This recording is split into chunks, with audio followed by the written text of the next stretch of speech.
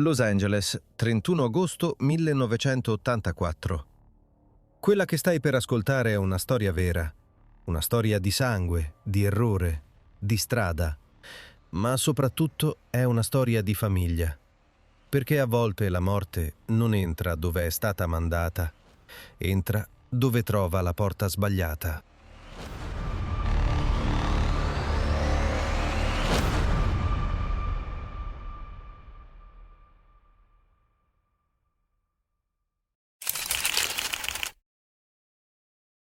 A South Central Los Angeles il mattino non arriva mai davvero leggero. Arriva con i rumori delle auto che passano troppo presto, con le finestre aperte a metà, con il caldo che è già dentro i muri prima ancora che il sole salga del tutto. Arriva con quella sensazione strana che in certi quartieri non ti lascia mai, che la notte si sia ritirata solo di pochi metri e che possa tornare da un momento all'altro. Ma dentro una casa di West 59th Street, quella mattina, tutto questo ancora non si vede. Dentro quella casa c'è una famiglia vera, non perfetta, non da cartolina, non da film, ma vera. C'è Ebra, Madee, Alexander, la madre. Il centro silenzioso di tutto, quelle donne che tengono insieme una casa senza aver bisogno di dirlo, quelle che sanno sempre chi è stanco, chi è agitato, chi ha fame, chi ha bisogno solo di essere guardato con amore. C'è Dietra Alexander, sua figlia, giovane, ancora piena di futuro, ancora piena di giorni da vivere. Ci sono 2 bambini, Damani Garmer e Damon Borner. 2 età che dovrebbero conoscere solo il sonno profondo, i cartoni, le risate stupide del mattino, il disordine delle stanze dei più piccoli, non il male. Dentro quella casa non c'è guerra, non c'è bersaglio, non c'è niente che assomigli anche solo da lontano all'idea di una resa di conti.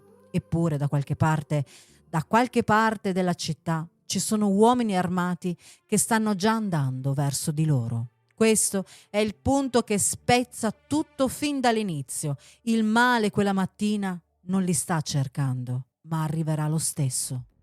Broken streets, ogni città ha un lato che resta nascosto. Vicoli dove la notte non porta silenzio, ma segreti, passi veloci, respiri trattenuti.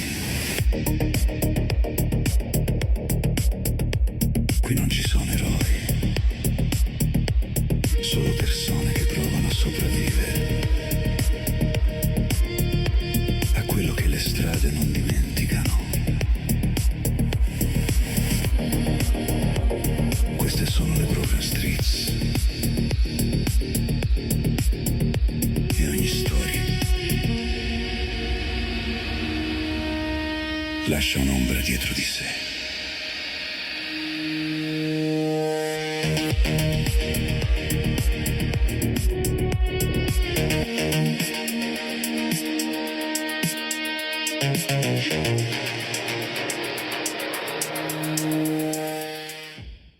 Per capire davvero quanto pesa questa storia, bisogna fermarsi su un altro nome: Kermit Alexander.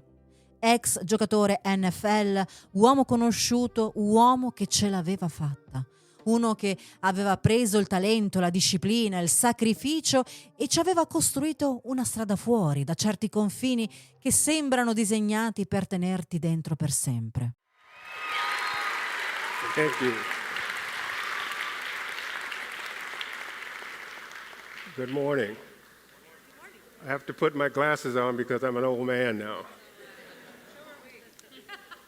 That's okay. Just you don't want to race me. I'll take all your money. I'm just an old man, but that doesn't mean I'm not still an athlete, and a pretty good one.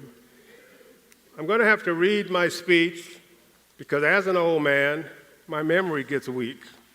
And this particular speech is about me and my family, which makes it very, very emotional. And so you'll have to forgive me if I get a little fuzzy with some of the things I'm saying. But understand it's from the heart, and it's also from experience, and it's also a message that I think we all need to hear. And part of my job is getting the message to you so that you can understand what it takes to make our community better. We have a wonderful area that we live in. We have great friends and neighbors, and we have to take responsibility for each other. So when someone is having difficulties, we've got to make sure we get them the help that they need. And with that, I'm going to say, August 31st, 1984, 30 years ago in South LA.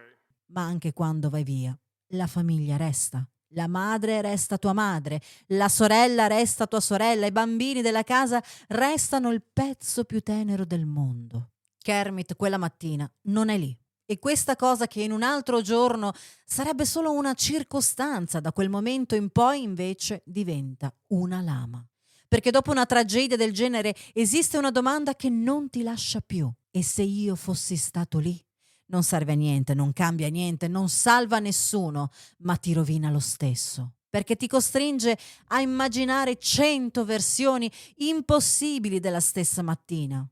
In una provi a fermarli, in un'altra muori anche tu, in un'altra non cambia assolutamente niente. In nessuna però riesci a tornare indietro davvero. Il dolore quando entra in famiglia così non ha bisogno della logica, gli basta trovare spazio.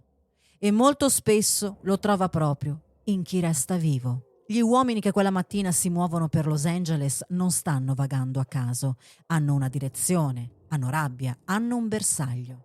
Il problema è che quel bersaglio nasce già dentro una logica malata, una logica di vendetta, di strada, di soldi sporchi, di codici che non hanno niente a che vedere con la giustizia e tutto a che vedere con l'odio. Cercano una casa, cercano un numero, cercano qualcuno che nella loro testa deve pagare. Ma la città è piena di civici uguali, di case vicine, di confini capiti male, di indicazioni dette male, di rabbia che non controlla 2 volte. E allora succede la cosa peggiore che possa succedere. Non si chiedono più se stanno andando nel posto giusto. Gli basta credere di sì. È così che l'orrore arriva.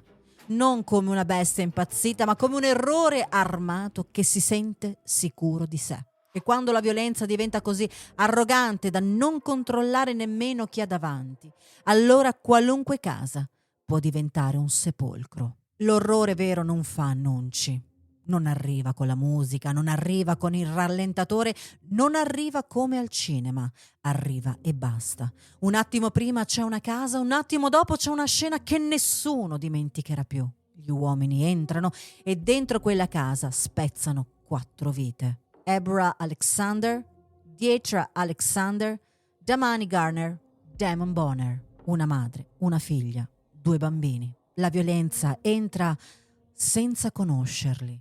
Li attraversa senza voler sapere chi siano. Non cerca colpa, non cerca verità, non cerca giustizia. Cerca solo di fare il suo lavoro sporco nel posto in cui crede di essere arrivata. Ed è qui che questa storia smette di essere soltanto una storia criminale, perché non è solo un quadruplo omicidio, è la profanazione di una casa. Una casa dovrebbe essere il luogo che ti protegge, quel mattino diventa invece il luogo dove il male sbaglia indirizzo e uccide lo stesso. Ed è proprio questo a renderla insopportabile ancora oggi. Non solo la brutalità, ma l'assurdità. Non era quella la casa, non erano quelle le persone, eppure il risultato è identico. 4 vite cancellate. 2 gunmen, along with a lookout man, and 2 females rounded the corner near my mom's house in south central Los Angeles. They were driving a maroon van. They had an assignment to kill a young lady who was suing a neighborhood bar owner because she was injured at the bar one weekend. So instead of taking responsibility for it or admitting guilt, a tavern owner named Jack decided he was going to pay someone to eliminate his lawsuit. These 2 young guns, barely old enough to have a driver's license, parked their van down the end of the street, positioned the lookout man, and told the 2 getaway females to keep the car running. They had a job to do. But there was a problem. The gunman couldn't read. He was illiterate. And transposed the address that was written on a brown piece of paper. They entered my mother's house instead. And as she was drinking her morning coffee and preparing her noonday meal, these 2 gangbangers burst through the front door, shooting and killing her. Then they set their sights on my young sister and my two nephews who were sleeping in a nearby bedroom. A relevant question I'm asked when someone hears my story is, did you ever forgive the trigger man? The answer is yes, but it took a long, long time. And the reason it took a long, long time is because forgiveness had little to do with the killer and all about me. You see, the killer wasn't going to change based upon my forgiveness, or he would have asked for it.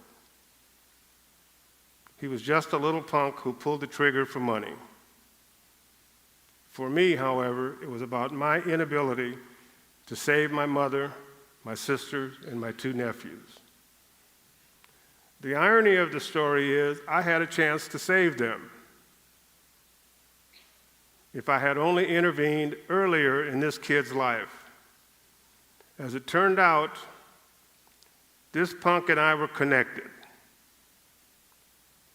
At an early age, maybe 10 years earlier, some of my friends from the LA Rams and I formed a Pop Warner League in South Central Los Angeles. He was on one of those teams, and I had several opportunities to watch him play. He was electric. He was a brilliant player and had the right moves, made the right plays. But there was something about this player. He played with anger, fierce anger, almost uncontrollably. He would explode both on and off the field, put down his teammates, argue with the referees, yell at the stands,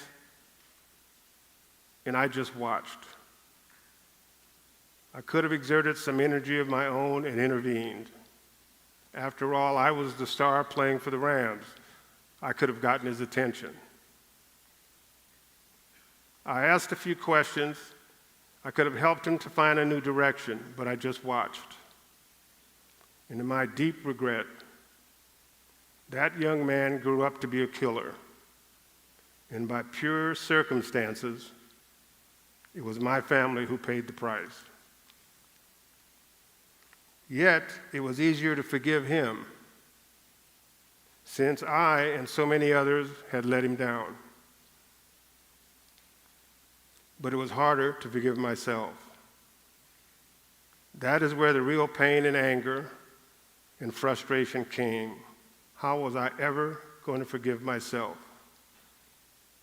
Well, it came from the will, nurtured by my close friends and family, to help me understand that I wanted to live and that I had something left to give. I had failed one little boy. I would not turn my back on another one. There was a little boy fighting to stay alive in a small village in Haiti. My wife and I set out to adopt that little boy and ended up taking his whole family. 2 more boys and 2 little girls. So every day I use the pain and loss when I think about my mom to motivate myself to do better, not to watch, but to act. And that is where forgiveness comes. I want you to understand how important you are to me. You're important to me because you're in my neighborhood. You're important to me because we live in a region that is wonderful to be in. What we also have to understand is that we have responsibilities to each other.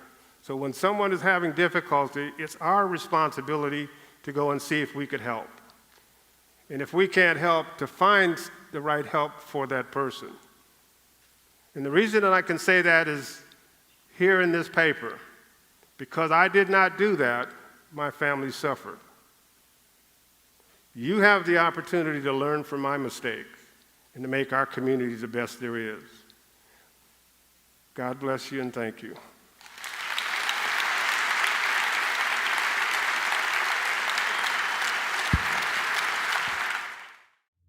Dopo una strage così, uno immagina il pianto, le urla, il caos. Ma spesso no, spesso subito dopo c'è il silenzio. Un silenzio irreale, un silenzio che non assomiglia alla pace ma allo shock, quel tipo di vuoto in cui perfino chi entra per aiutare abbassa la voce, senza accorgersene, perché capisce che davanti a certe scene anche le parole diventano una mancanza di rispetto. Fuori il quartiere comincia a sapere, le macchine rallentano, le tende si spostano, i nomi passano da una casa all'altra e quando la città capisce che quella è la casa della famiglia Alexander, la tragedia diventa ancora più grande. Non perché la notorietà conti più del dolore degli altri, ma perché improvvisamente tutti capiscono una cosa. Se una cosa così può succedere lì, può accadere davvero ovunque. Non erano uomini di guerra, non erano soldati di strada, non erano nemici del quartiere. Erano una madre, una figlia e 2 bambini dentro casa loro. E questa verità, una volta uscita dalla porta di quella casa, non si richiude più. Al funerale la città non si ferma tutta. Los Angeles non si ferma mai davvero, è troppo grande, troppo feroce, troppo abituata a ingoiare il dolore e andare avanti. Ma una parte di Los Angeles si ferma e come? Si stringe, partecipa, porta fiori, porta mani, porta facce che non sanno cosa dire, ma sanno che devono esserci. Perché vedere 4 bare una accanto all'altra è una cosa che non si dimentica più. Una per Ebra, una per Dietra, una per Damani, una per Damon. A quel punto la storia non è più soltanto una notizia terribile, diventa una ferita collettiva, qualcosa che obbliga una città intera a guardarsi allo specchio, perché perfino chi vive da lontano certe dinamiche, perfino chi ha imparato a chiamare cronaca nera quello che accade in certi quartieri, davanti a 4 bare così non riesce più a rifugiarsi nell'abitudine. Qui non c'è nessun alibi morale, qui ci sono una madre, una figlia e 2 bambini. E allora il funerale diventa una specie di verità pubblica, la violenza di strada non resta mai davvero in strada, prima o poi entra nelle case e quando entra si porta via anche chi non c'entra niente. Poi arriva il tempo dei nomi, perché il dolore è una cosa, ma la giustizia, almeno quella che uno cerca nei tribunali, ha bisogno di volti, responsabilità, prove e ricostruzioni. E così emergono i nomi di Taekwon Andre Cox, Horace Edwin Burns e Darren Charles Williams. 3 uomini, 3 ruoli diversi, un'unica catastrofe. Taekwon Cox viene indicato come il triggerman. Of 3 men convicted in the 1984 murders of Kermit Alexander's family was formally given a death sentence today. An LA Superior Court commissioner accepted a jury's recommendation of death in the gas chamber for 27-year-old Darren Williams. Williams was convicted in the killings of Alexander's mother and 3 other members of his family. Alexander is a former UCLA football star. The 4 family members were murdered by mistake when the 3 killers went to the wrong house. Horace Burns come quello che resta fuori nella logica del supporto, dell'attesa, della complicità piena. Darren Williams come il mandante, la mente dietro una vendetta che parte già avvelenata. La giustizia li rincorre, li processa, li mette davanti ai nomi delle vittime, alle prove, ai dettagli, alla realtà nuda di quello che hanno fatto. Ma qui bisogna dirlo chiaramente, nemmeno questo somiglia a una pace. Perché puoi anche vedere gli arresti, le udienze, le sentenze. Puoi anche vedere uno Stato che finalmente dice sì, sappiamo chi siete e adesso pagherete. Ma nessuna condanna rimette in piedi una cucina. Nessuna sentenza rimette i bambini nei loro letti.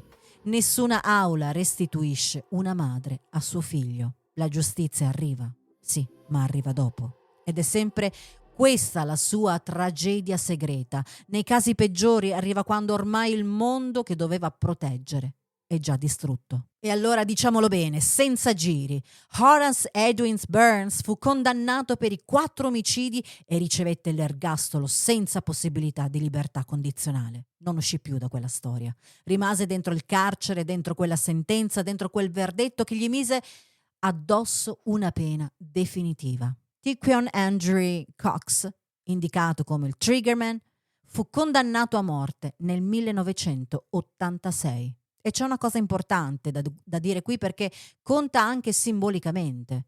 Non fu giustiziato. Risulta ancora nel registro ufficiale dei condannati a morte della California, aggiornato a marzo 2026. È una di quelle figure che il sistema ha marchiato con la pena più estrema e poi ha lasciato sospesa dentro il tempo. Darren Charles Williams fu a sua volta condannato a morte nel 1987, ma la sua storia giudiziaria non finì lì. Nel 1997 la Corte Suprema della California annullò il giudizio di morte pur lasciando in piedi le condanne per omicidio. Poi, molti anni dopo, nel 2018, le sue condanne furono ridotte a 4 omicidi di secondo grado e lui venne resentenziato a 4 pene consecutive di 15 anni all'ergastolo.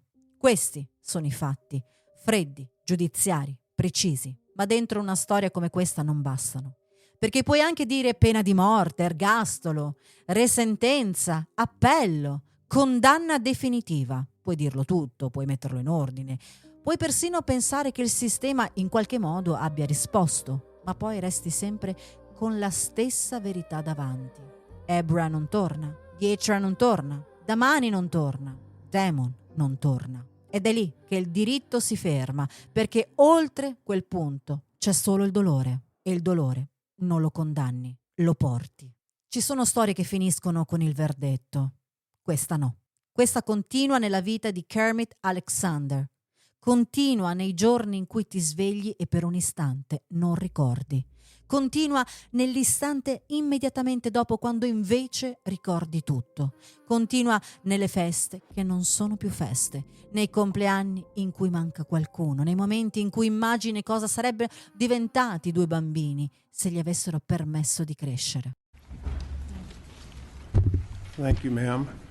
My name is Kermit Alexander, and I am the proponent of the Death Penalty Saving and Reform Initiative. In 2012, when Californians defeated Prop 34, we did so with a promise that we would fix our death penalty by reducing costs, providing remedies for lengthy delays, ensuring immediate representation for the convicted, and most importantly, carrying out the process of justice for those who have violated California's laws to such an extent that they merit death. In August 31st, 1984, my mother, Ibora, just 59 years old, along with my beautiful sister, Dietra, age 24, and my 2 young nephews, just 8 and 14, were gunned down in the early hours at my mother's home in south central Los Angeles by 2 armed gunmen, 1 lookout guy, and 2 female getaway drivers. My mother was just starting her day, still in her nightcoat and slippers, sipping her morning cup of coffee. She had just come in the front door after hosing off the front porch, forgetting to lock the screen behind her. My sister was still in bed, and my 2 young nephews were sleeping on the floor just a few feet away. Just minutes before the murders, the hit team argued about where to find $2, just enough to buy a gallon of gas for the van that would drive them to carry out the hit that would result in the assassination of the Alexander family and hopefully to provide for their getaway. Night after night, I walked the streets of LA looking for these killers, wanting to extract revenge. But because of my status in the community, in my professional career with the Los Angeles Rams, the law enforcement community, including Police Chief Daryl Gates and Mayor Tom Bradley, promised that if I would surrender my vigilante efforts, they would seek justice for our family, and the law guaranteed it. In 1984, fueled by an increase in crime and a demand for greater public safety, California was resuming the use of the death penalty, and that is the penalty the jurors in our case felt the main trigger man deserved when he accepted money for an assassination for hire. The unfortunate part of this story is that this hitman had gone to the wrong address and brutally murdered 4 innocent members of our society. His comments immediately following the shooting, "I just blew the bitch's head off."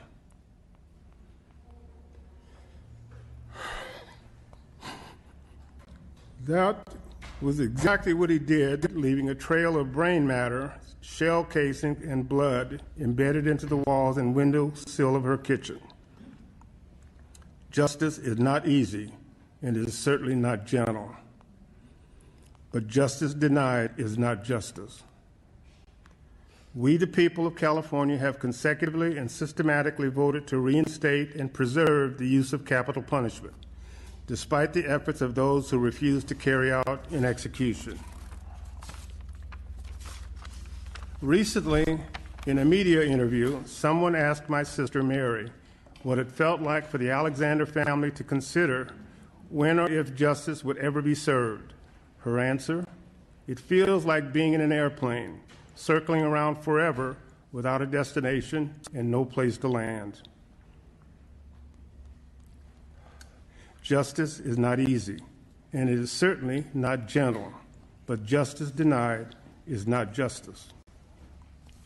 On the day of the murders, if a bystander or the police had shot these killers as they were running out of my mother's house, we would have hailed them as heroes, given them awards. But 30-plus years later, somehow these killers have regained value. Yet there has been no apology from the killer and no justice from our government, who vowed to obey the laws and represent the democracy that we live in. And my mother, sister, and 2 little nephews still remain in their graves, and my family is still having to fight for justice. I thank you for allowing me to be here today to give you the wishes of my family, the understanding that we have historically that we believe in justice, and we're fighting to live our lives as best we can, hoping that it will prevail. Thank you. È qui che questa storia diventa quasi insopportabile da guardare fino in fondo, perché non stai più osservando solo una strage, stai osservando il dopo, e il dopo a volte è persino più crudele del momento in cui accade tutto. La giustizia fa il suo corso, i giornali archiviano, le sentenze si depositano, i nomi entrano nei registri, ma un uomo resta con sua madre morta, con sua sorella morta, con 2 nipoti morti, con una casa che non sarà mai più solo una casa. E allora il cuore della storia non è solo chi ha sparato, è chi è rimasto a vivere, perché a volte sopravvivere non è una fortuna, è una responsabilità enorme, una ferita che continua a respirare dentro di te anche quando tutti gli altri hanno già voltato pagina. Alla fine questa storia non parla soltanto di gang, non parla soltanto di processi, non parla soltanto di Los Angeles negli anni peggiori. Parla di una porta sbagliata e del fatto che a volte il male non ha nemmeno bisogno di sapere chi ha davanti. Gli basta sentirsi autorizzato ad entrare. Questa è la cosa che la rende eterna, purtroppo. Perché la strage della famiglia Alexander non è solo il caso terribile del passato, è una lezione nera sulla violenza quando diventa abitudine, quando si sente così sicura di sé da non controllare nemmeno il nome sul campanello. E allora sì, la giustizia è arrivata, sì, i responsabili sono stati presi, sì, le loro vite si sono chiuse nei tribunali e nelle prigioni. Ma il centro vero di questa storia resta altrove, resta in quella casa, resta in quella cucina, resta in quei letti, resta in quel mattino. Perché la cosa più terribile in fondo non è solo che abbiano ucciso 4 innocenti. La cosa più terribile è questa, non stavano nemmeno cercando loro.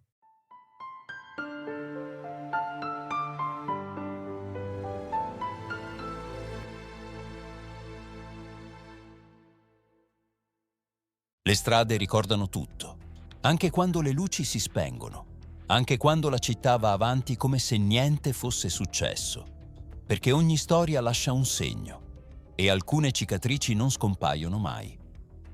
Questa era una storia di Broken Streets, una serie narrativa originale di Snap Pod.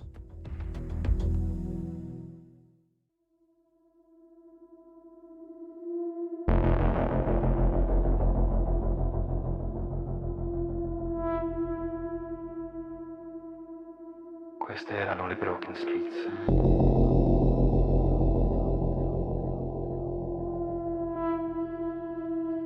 Dove ogni scelta lascia un segno.